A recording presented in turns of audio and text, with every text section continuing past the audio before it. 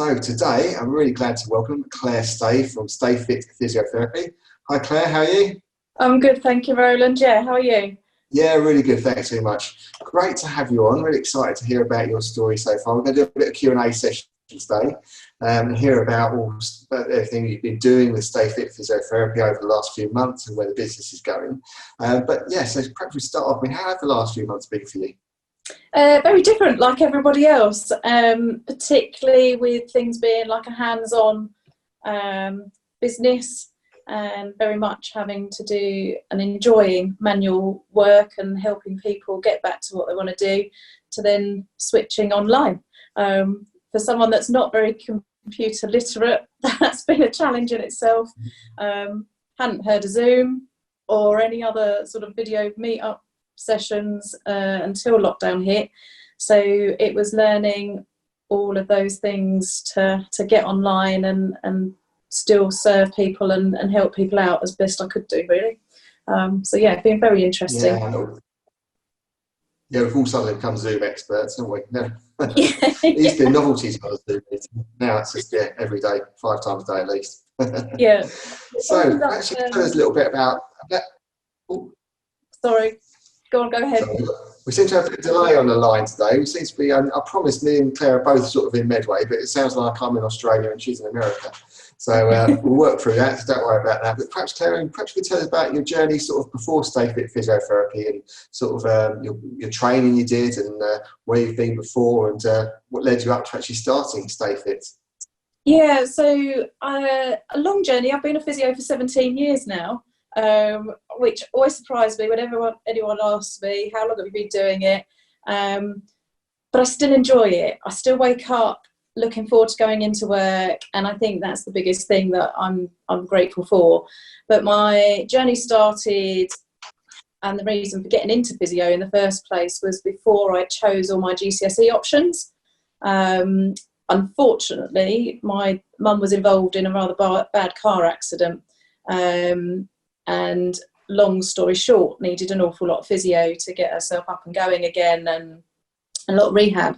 And back in those days, I went along and was actually able to join in and turn knobs on the machines and push buttons and attach traction and things like that, and get in the hydro pool with her.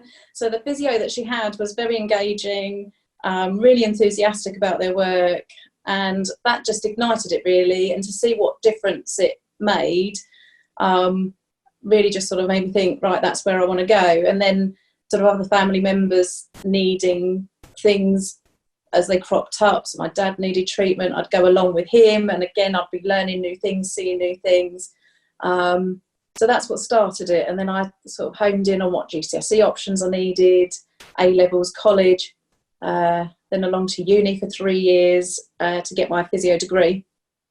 But what I've found is very much sort of the physio degree is guided into sort of NHS working and sort of supporting the NHS, and that we generally do like a junior rotation for a good 18 months, 2 years, where we go round all the core areas within physio, generally hospital based, a bit of community, so that we can decide if we want to specialise when we go into our senior positions.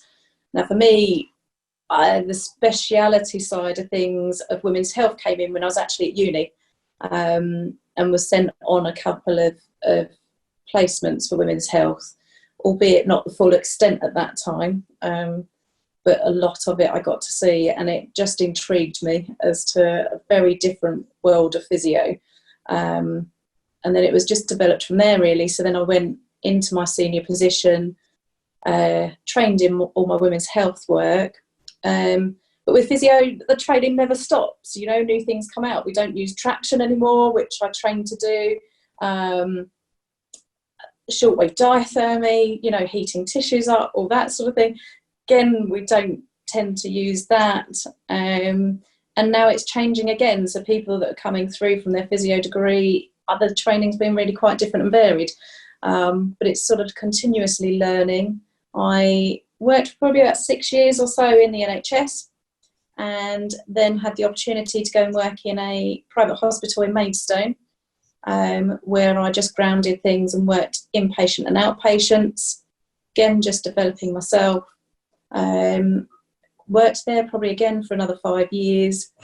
Went into a private clinic that was a fledgling clinic, and then that grew into something really quite large. And then into where I currently am now, working out of Rochester and Raynham.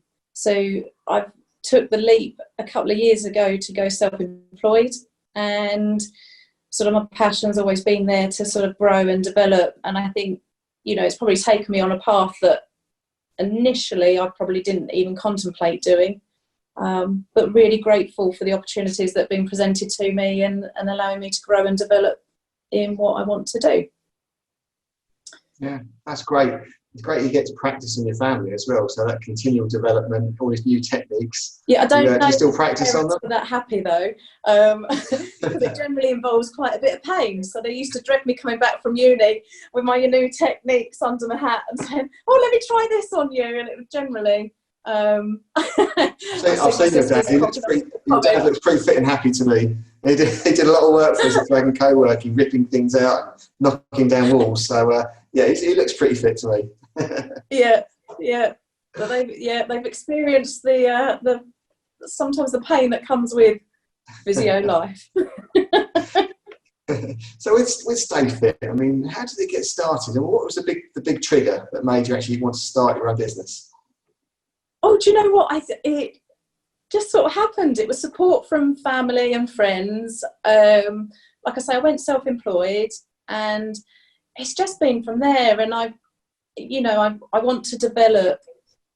I see everything from head to toe within the physio world, and I enjoy that, and I want to keep that element going. But my real passion is with women's health, and it's a really underserviced area and not so well known, and I just want to get the word out there. So I want to create like a brand and a safe environment for women to come along and be able to discuss very, very sensitive issues sometimes. And, you know, quite often if they go and speak to their GP, it's a very short, quick, 5-10 minute appointment, whereas within physio, our initial consultations are generally an hour long and can be extended if need be for complex issues. So it allows people to connect with you, to feel safe, to feel comfortable. And that's what I want to create. I want to be there to support women all the way through sort of life and the changes that brings and the challenges that it brings. So it's from that really. And then just finally getting to a point where I'm brave enough to do it. Yeah, we all get to that point of being brave enough to do it. Well done, even starting your own business. It is a massive leap, going from being employed and self-employed and starting your own business. So yeah, well done on it. It is a big leap. It's a lot of people don't make it, so well done on that. I mean, it's so you're looking like you sort of specialise in your business as well towards women, services towards women. Is that quite unique, or is there other people doing that as well? Yeah, I mean, there are obviously others around that will offer it. More so with regards to antenatal and postnatal care. There's less of us that then tie in sort of the whole continence issues, menopause, prolapses, pelvic pain, sexual dysfunction, all of that sort of thing. So yeah, it really can be quite a niche area. There's not enough of us out there that are doing it, and we're trying to promote that to physios and trying to make it a bit more of a core skill, which would be lovely to get the point of that. But in the meantime, I'm enjoying spreading the word and like I say, homing in on that and developing it as a service. So the idea is to be there for women from sort of late teens, if you like, sometimes early teens. I see a right variety of age groups. So I've had people in sort of as young as 14, 15, right the way through to their 90s. And the problems that crop up, it's not just pregnancy related, it's not just menopausal related, and sometimes there's a lot of psychological issues that come in. So it's sort of developing that. And although I'm not a trained psychologist, I have a lot of empathy there and can certainly signpost women to where they need to be to get the help that they want. So we can look at it really nice and holistically, so that we support them and get them back out to enjoying the things that they want to be able to do, really, and turning lives around. So that's, like I say, there are others out there, but it's an area that I thoroughly enjoy. Right. And so in your business, I mean, what have you found to be the biggest challenge so far in starting your business? And so other probably, of course, COVID has been a massive challenge for every business. But I don't know if I'm starting it up now or what. So what other sort of big challenges have you found?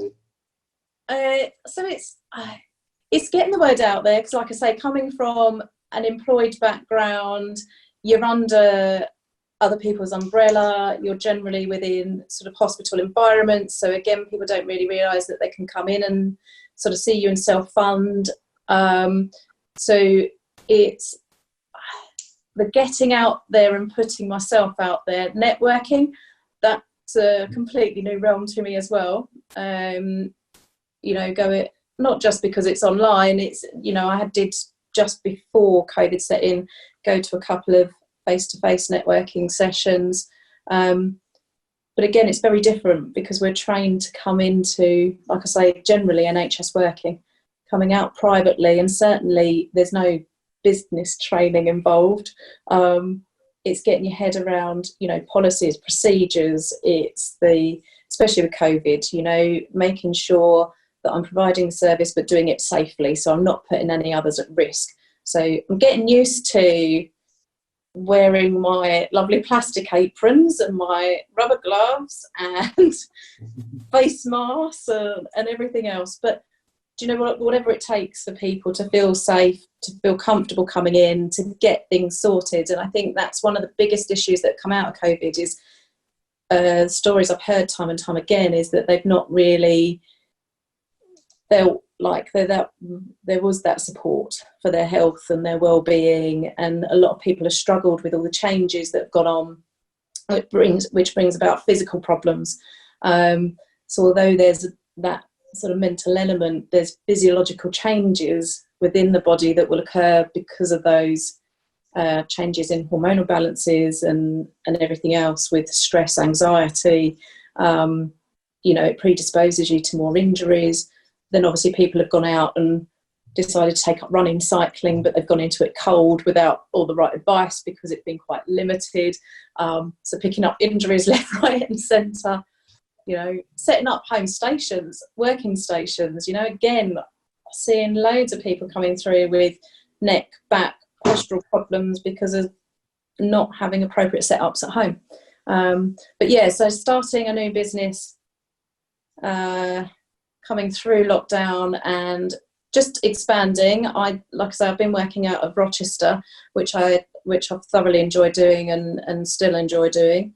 But it's the growth and the development again, and just being able to put my little stamp on things and providing that extra little bit, really, as well as covering a bit of a wider area, which I think will only benefit public out there. Yeah, it's funny you say about that, about people taking up youth sports during lockdown and slumping in their dining room chairs when they're used to a nice proper office chair.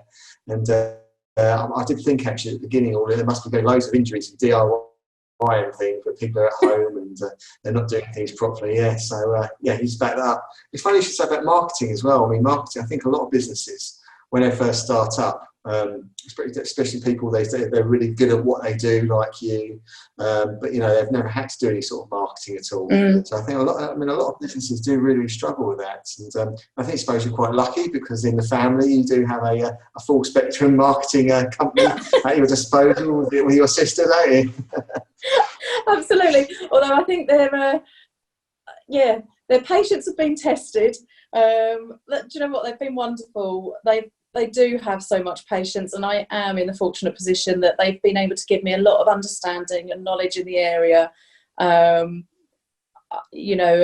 equally watching them grow during COVID and having the extra guys come in and join them at Clockwork Moggy. You know, it's been fantastic to see, and yeah, I really can't thank them enough for the support that I've had with regards to the marketing. You know, linking me up and making me aware that these things are out there. You know, as well as bugging me to get my social done, and again, just using every possible avenue to make myself known. So no, I have been very fortunate, but it's it's been challenging. So just moving on, so what advice would you give to your younger self? So if you was looking back now, would you sort of have you got any sort of thoughts you'd give to your younger self if you was looking back? Oh, do you know what? It's a hard one, isn't it? Because I think life can change quite a lot, you know, and sometimes not in ways that we anticipate or see for ourselves. You know, so I've gone through many reimaginations of myself, if you like, and growth and whatever else, from becoming a single mum to then starting up, you know, taking the leap to go self-employed, to starting to get my own name out there and my own identity. It's taken quite a bit of strength, courage, willpower, working through the tiredness, you know, and keep pushing. But I fundamentally, I'd probably say to go for it sooner. But again, it's when opportunities arise, isn't it? And noticing those opportunities and grabbing them when they present themselves and not letting them just pass you by. That's it, yeah. So another question, on your couch, if you could have a celebrity who's going to do a bit of physiotherapy, what celebrity would you like on your couch? It's unfortunately no major world leaders or anything like that, to be honest with you, but Jason Statham would be my choice. Or sort of rugby players, you know, along those lines would be lovely. I was fortunate enough actually to work within the rugby realms for a little while, and that was great fun, and again, just a completely new environment to be working in and getting used to. But it, you know, it gives you an insight. So yeah, no no major world leaders, unfortunately. It's just purely down to Fair enough, that's fine. Yeah. So if one of your friends came up to you and said to you, oh, they're thinking about starting a business, what bit of advice would you give to them? Do you know what? I'd probably say go for it. I'm very much someone that doesn't dwell on perhaps the negatives that can crop up in life. I'm very much of seizing an opportunity, and if it's presenting itself and you think you've got an idea out there that's going to help others or supply a service that's going to benefit you, your family, friends, go for it. Go for it. It's challenging but great fun, and certainly very rewarding. So yeah, I'd say sort of go for it if you can. Okay. Have you ever actually? I always ask this question. Have you ever made any sort of big mistakes or had any funny moments or anything like that? Lots of funny moments, Roland. I don't know whether I can disclose many of them. Do you know what? Clinic life is a fascinating world. It really is, and that's part of what I love, and it's the opportunity to meet people from all different backgrounds, walks of life, and what that brings with it. I have completely varied conversations from day to day. So even though someone can be coming in with fundamentally the same injury or following a certain operation, healing and people's development and their progress through that and their rehab process is very, very different because of who they are. So it's continuously adapting to that and picking up on, you know, their way of working, whether I need to be particularly serious or whether actually I can be a little bit more fun with it, put people at ease, all of that sort of thing. So it's tuning into different people's personality, but I don't know that they're sort of mistakes as such. So I haven't I haven't myself broken anything or anyone, of course, any major serious incidences.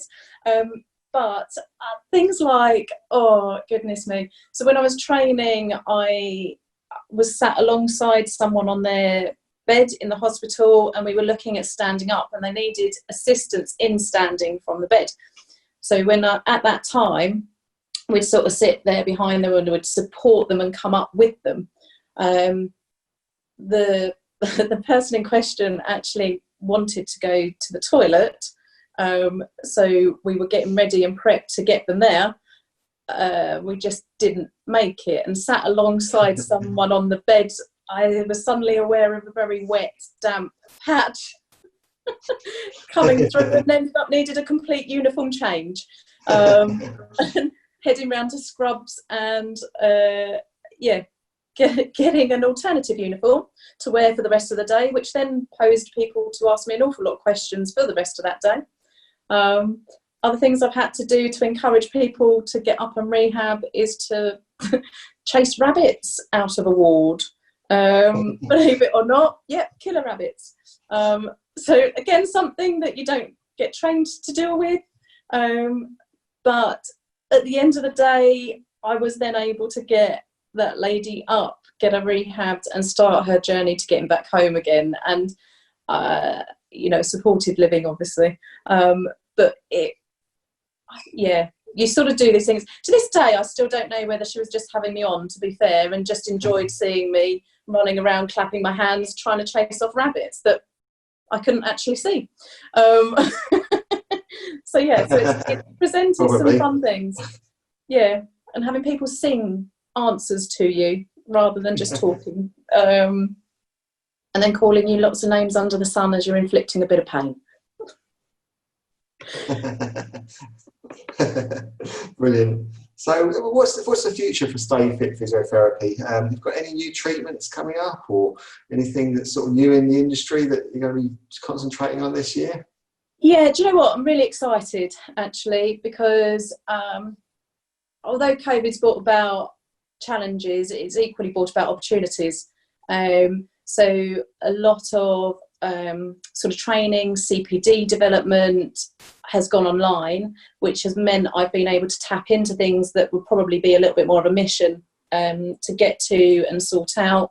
Equally, because it's online, I've been able to meet a lot of people from all around the world. So I've been able to exchange ideas from different countries, which I think can only develop your own knowledge and the services you provide. And then the big courses that I've done are in ultrasound imaging. So I will very soon, it's not quite ready to go yet, but very soon be launching that as a service where I can use ultrasound imaging to look at the bladder, the pelvic floor, the abdominal muscles, the rectus muscles, which is generally a muscle group that separates during pregnancy, and some women really struggle with them returning to a better, more stable position. So the ultrasound imaging is going to be allowing those women to see how their bladder's working, for us to measure the volume of liquid within their bladder, what they're emptying, what they're not emptying, how the pelvic floor is working. Pelvic floor are really, really hard to tap into, and people try to follow guidance from a sheet, but they still don't quite hit the mark. So by having internal assessments or that ultrasound imaging as an option, they can really see things working and know that they are hitting the right muscle groups, and therefore making their rehab journey a lot more efficient and develop better and quicker. So that's one of the things that I can't wait to sort of roll out and offer women. Equally, it allows another option if someone doesn't want to have that more intimate sort of internal assessment. It's not for everyone, and I understand that. It gives us more information so that, again, we can really home in on their exercises and what we need to target. And a lot of people don't realise that pelvic floor issues aren't just because of weakness within the pelvic floor. It can actually be the opposite, where they're working too hard. So it's then about relaxation processes. But yeah, so I'm hoping that's just going to add into it and give up people another option. The other one I was really excited to do, and I was on the first course for within the UK and Ireland, is for physios within breastfeeding and lactation. So helping women that are struggling with mastitis, blocked milk ducts, swelling, cracked nipples, all of that sort of thing. So there's loads and loads of techniques that actually physios can use to their benefit, which will mean that they can carry on, do it, and maintain their breastfeeding journey and not have to give up, which a lot of women really struggle in making that decision. They want to carry on, but because of all the issues and the pain that comes with it, sometimes they have to give it up prematurely. So again, sort of being able to offer that as a service is really something that I'm looking forward to rolling out. So I'm in the process of getting that underway and offering a complete 6-week postnatal check where I will run through sort of everything really. So posture with feeding, healing from tears or episiotomies, tummy gaps, pelvic floor function, returning into activity, returning to sports when safe to do it, to get people there safely, so that they know that they're ready and their body's ready to get there.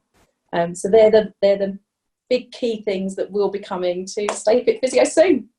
Great, thank you very much, Claire. But coming to the end today, we always ask the last question we always ask, and we'll ask you this question, even though I know you haven't got the answer for it, because we ask people if they've got an industry-specific joke. I know you haven't, but I have got one, so I've prepared this already, so I'm going to tell you it. Where do people in Egypt go for physical therapy? I have no idea. They go to the chiropractor. Oh my goodness. They're always terrible jokes, but anyway. That's why I don't really know. So yeah, you can use that one if you want, Claire. Right, we're coming to the end now. So thank you very much, Claire. If people want to get in contact with you, what's your website address, your LinkedIn profile, and Facebook? Yeah, so my website is www.stayfitphysiotherapy.com. And my email address is info@stayfitphysiotherapy.com.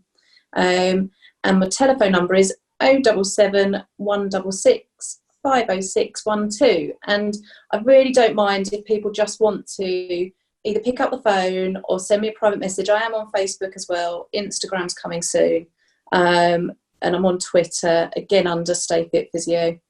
I really don't mind, and don't mind how long it takes to just answer questions for people if they want to just approach me to see whether there's anything I can do to help, or just to get a bit more information about something.